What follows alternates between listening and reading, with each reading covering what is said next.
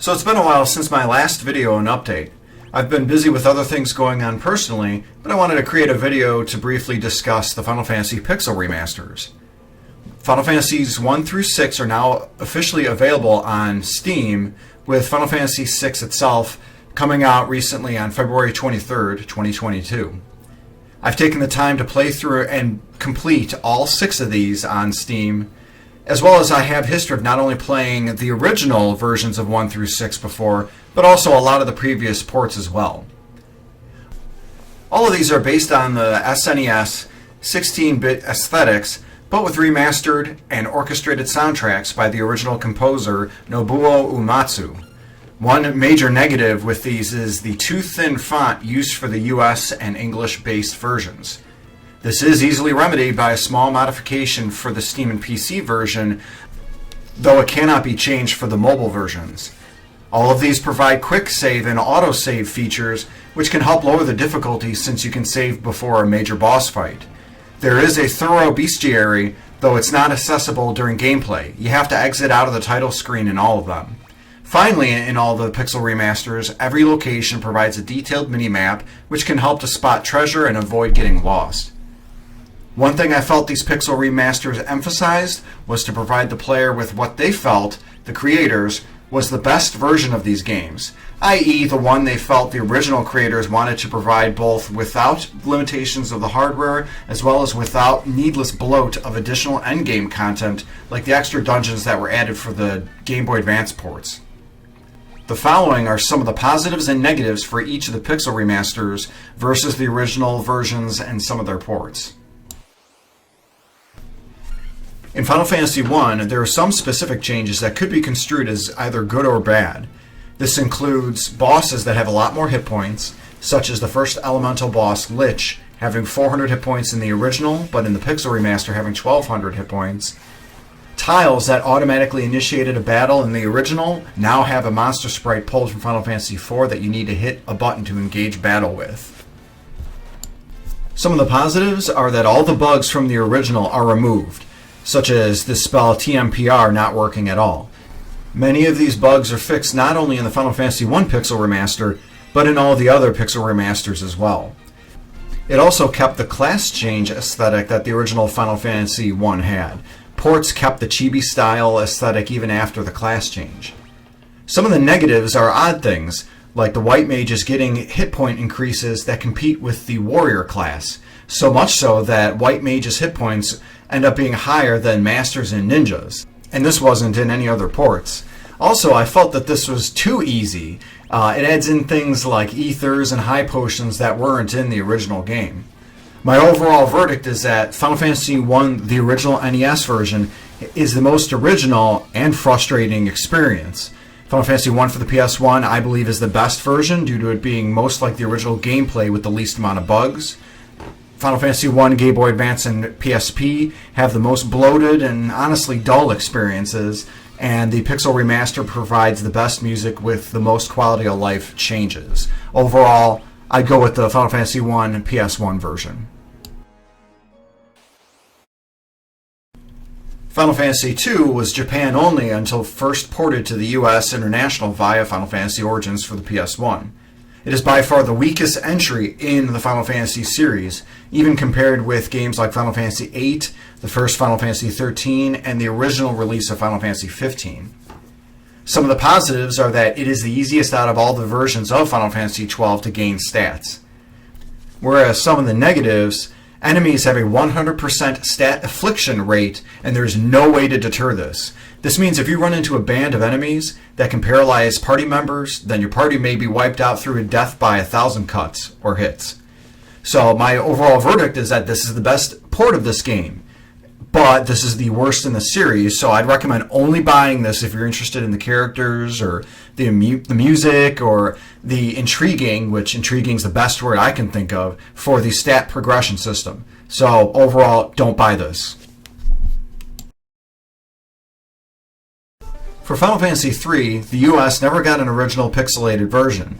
I played an English translated version via Demiforce translation in the late 90s. The US and international locations got a 3D remake for the Nintendo DS, which was also ported to PSP, mobile, Steam, which had made changes to provide identity and personalities to the nameless 4 heroes from the original. However, in this Pixel Remaster for Final Fantasy III, these are all omitted. When compared to the original game, there are a lot of positives that the Pixel Remaster has. For example, all the classes are updated to have a special command unique to each class, such as a thief having steal. All classes now have the run and defend option in battles. Selecting run does not bring your defense to 0, and it is easier overall to gain levels, lowering the amount of grinding that you need to do that was prevalent, especially in the original Famicom NES version. And honestly, for negatives, I can't think of any.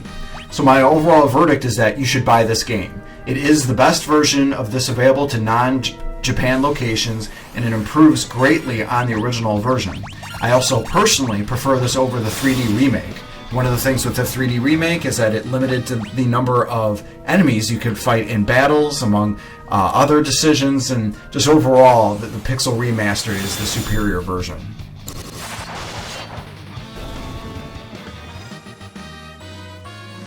Final Fantasy IV is by far the most ported Final Fantasy game. There are 3 versions on the Super Famicom SNES alone, this being the original Japanese version, Easy Type Japan, and the US version. It was also ported for the PS1, WonderSwan, Game Boy Advance, Wii, PSP, DS, Steam, mobile, and so on. The Pixel Remaster itself is based off the original Japanese version, so a lot of the US omissions are added back in, such as the battle commands like Cecil's Darkness and various types of status healing items. This is a big positive. Some of the negatives include the developer's room being removed. It was removed because it would have needed permission to add it from the original staff, as well as some of their comments, like them being overworked, not getting vacation time, generally not appearing professional, and might also be deemed inappropriate. I think that the developer's room was removed because this is the only mainline Final Fantasy game where this was added, so removing it makes it more in line with the other Final Fantasy games, especially within the first 6. Another negative with the Pixel Remaster version is that the character level progression occurs very quickly, thus lowering overall difficulty of the game, which the difficulty itself, it tends to be one of the easiest versions of Final Fantasy IV, around the difficulty level of, I would say, the Game Boy Advance version. My final verdict on this is that the best version of Final Fantasy IV would be the PSP ones, even with the bloated endgame dungeons. If you cannot get access to the PSP version of Final Fantasy IV, then I'd recommend buying the Pixel Remaster.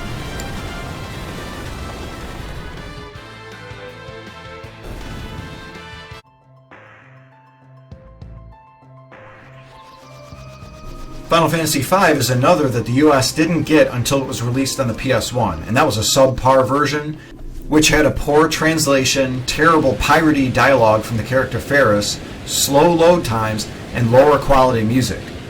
The Game Boy Advance version is the best available before the Pixel Remaster, while the first Steam and mobile versions were based on the Game Boy Advance but implemented oddly cartoony character sprites that didn't mesh well with the rest of the game. Some of the many positives of the Pixel Remaster version is that there is better level progression to help balance with it being the most difficult version of this game.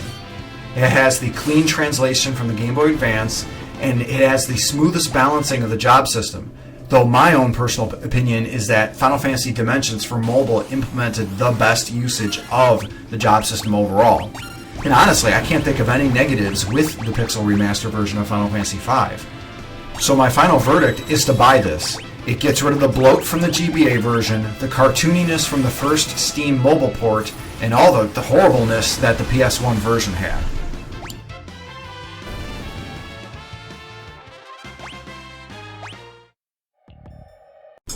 Final Fantasy VI also had a lot of versions and ports that were released, such as the Super Nintendo original, the poor PS1 version, again, slow load times, lower quality audio, the Game Boy Advance version, arguably the best though with bloated endgame dungeons. It also had a mobile and Steam port with cartoony sprites, which would explain why the Pixel Remaster goes to great lengths to ensure monster sprites and character sprites look so much like the original. Overall, it does look brighter than the original SNES version, though your own personal preference would dictate whether or not you like that better. The biggest positive is the opera.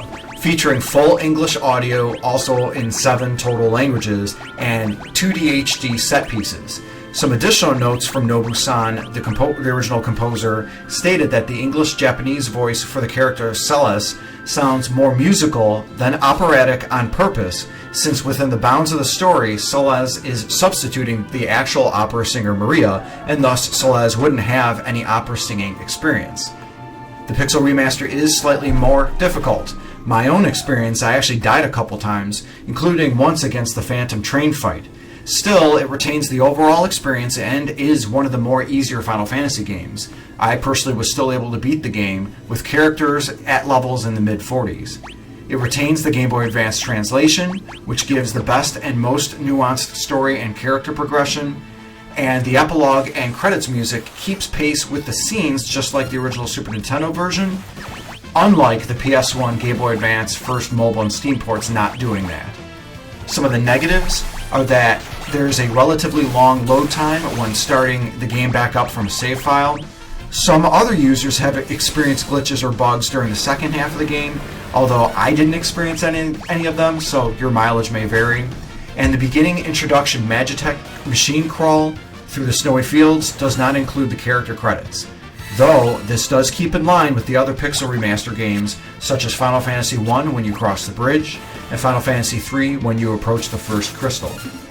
My overall verdict: buy this game, buy this game, buy this game. If you've seen any content from this channel before and or you know me personally, you know this is my all-time favorite game for my all-time favorite series. Now, if you look at this critically, I would say for you to still buy this game. It is the best version as it retains the Super Nintendo's general speed while having a standout opera and music score, keeps the Game Boy Advance translation and gets rid of all that version's bloat, and it's just overall much better than the PS1, mobile, and Steam versions that first released.